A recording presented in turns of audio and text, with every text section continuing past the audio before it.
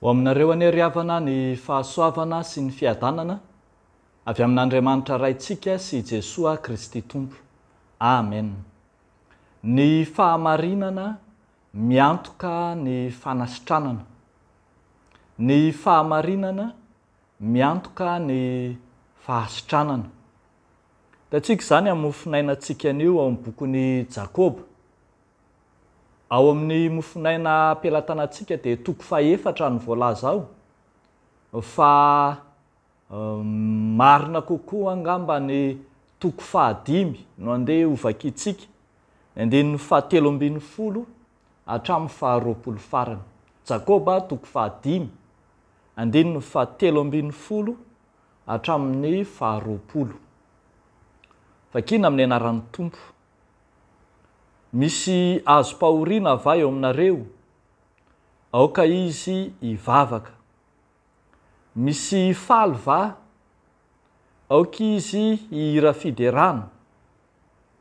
Misy marary va eo aminareo, aoka izy hapaka ny loholon'ny fiangonana. Ary aoka hanositra diloilo azy amin'ny anaran'ny Tompo ireo, sady hivavaka eo aminy. Ary ny fivavaky ny finoana dia hamonjy ilay marary, fa ny Tompo hanangana azy, ary raha nanota izy dia avela ny elony. Koa mifaneke eloka ianareo ary mifampivavà mba ho sitrana ianareo. Ny fiasan'ny fivavaky ny marina dia mahery indrindra. Eny, Elia dia olona tahaka antsika ihany, ary izy nahery nivavaka mba tsy hilatsahan'ny ranonorana, dia tsy nilatsaka tamin'ny tany ny ranonorana 3 taona sy 9 Ary nivavaka indray izy, dia nandatsaka ranonorana ny lanitra ka nahavokatra ny tany. Ry rahalahiko, raha misy eo aminareo miala amin'ny fahamarinana, ary misy anankiray mampibebaka azy, aoka ho fantany fa izay mampibebaka ny mpanota hiala amin'ny lalan'ny fahadisoana dia hamonjy fanahy tsy ho faty sady hanarona eloka be.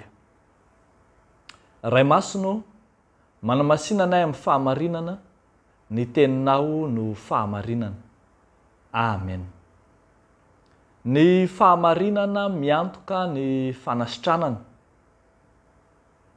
Tamin'ny andron'ny Jakoba tokoa ry havako malala dia namely izay tsy izy ny fanenjehana ary nisy ireo karazana fampahoriana maro samihafa nahazo ny fiangonana, ka dia nijoro Jakoba apôstôly ampahery ny fiangonana eo anatrehan'ny zavatsarotra ary mitondra fampaherezana sy karazana fampiononana ho an'ny fiangonana.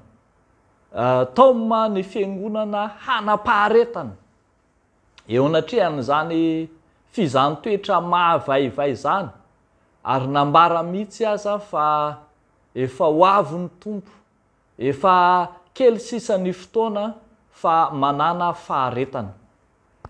Eo amin'izany fananana faharetana izany kosa dia notoma ireo kristianina mba hanana faharetana amin'ny alalan'ny vavaka, ka dia ampianarina izy ireo mba hitodika amin'Andriamanitra amin'ny tranga rehetra miseho eo aminy, amin'ny zavatra rehetra izay mahazo dia ampianarina hiatrika izany amin'ny alalan'ny vavaka. Izany no voalaza eto hoe misy azo pahoriana, misy faly, misy marary, dia taoma ny fiangonana hahery hivavaka, satria manana fahefana ny vavaka, manana heriny manokana ny vavaka atao, indrindra raha misy tojo aretina dia indro ny anjara toeran'ny vavaka no ampianariny soratra masina atsika. Ny anjara toeran'ny vavaka eo anatrehan'ny aretina.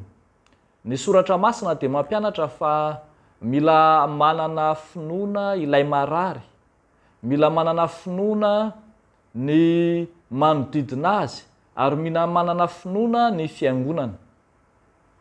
Eto dia voaresaka manokana zany anjara toeran'ny finoan'ny fiangonana izany eo anatrehan'ny sokajina aretina rehetra izay mahazo ny olona, na aretina ara-nofo zany, na aretina ara-panahy, eny na aretina ara-tsaina aza.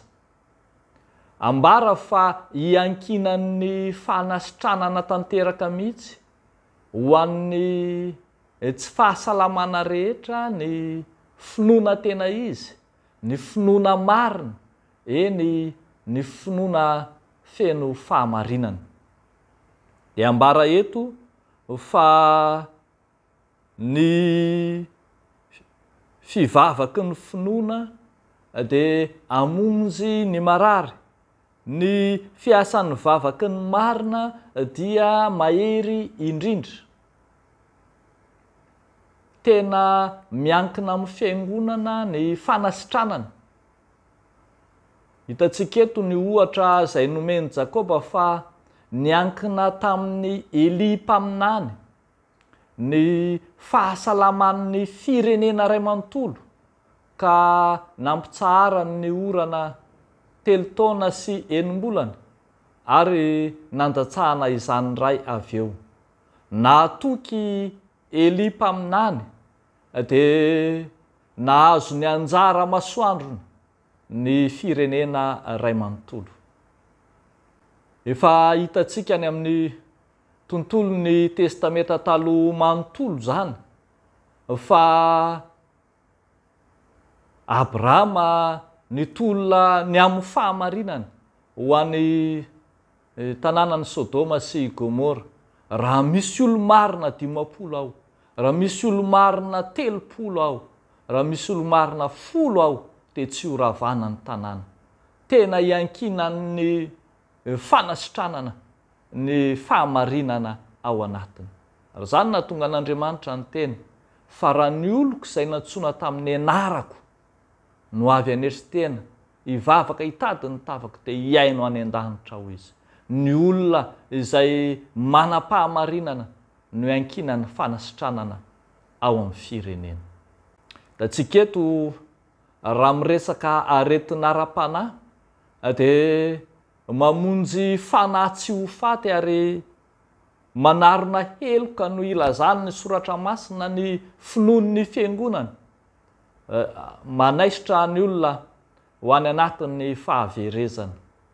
Tena asan'ny fiangonana amin'ny mpitana ny fahamarinana azy, ny mampibebaka ka isin'ny fifalian'ny lanitra kanefa ialana amin'ny fanahy tsy ho faty. Raha amin'ny nofo dia tena mitondra sy miantoka fanasitranana ny marary ny fiangonana. Adidin'ny fiangonana ny manonona fanasitranana amin'ny anaran'ilay Jesoa Kristy Tompo ho an'izay rehetra manana hetaheta mila vonjy. Ary tsika mahita tsara fa iankinan'ny fanasitranana na ady ara-tsaina aza io fahamarinana io. Raha misy olona ohatra nahazo harena tamin'ny tsy marina dia tonga mitebiteby lava, tonga miady saina lava, enjehan'ny eritreritra ary tsy manana fitsaharana ao anatiny mihitsy satria nandeha tamin'ny tsy marina. Rehefa mandeha amin'ny fahamarinana dia mitony sy milamina ny saina ary dia azo ny fanasitranana.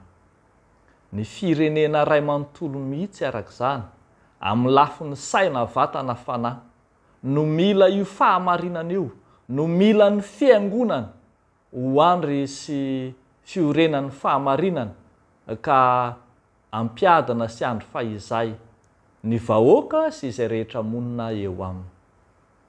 Eo an'Andriamanitra ireriany ny voninahitra. Amen. Ivavaka isika Tompoka. Tompo, fantatray fa malala ny hevitra heverana anay ianao.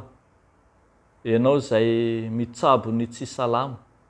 Ianao izay miantoka ny fanasitrananao anay amin'ny lafiny rehetra. Ka dia raha misy olo marina na dia vitsy aza Tompo dia mangataka aminao zahay ny tsy handringananao ny tanàna fa hiantohana kosa ny fiadanana sy fandriampahalemana ho anay. Jereo ny taninay, jereo araka nindra fonao, fa jereo araka ireo olo marina ho aminy ihany koa. Ianao amindra fo aminy, ianao anasitrana, ianao anarina tanteraka. Dia ataonay sy angatanay amin'ny anaran'i Jesosy zany. Misaotra ray io. Amen.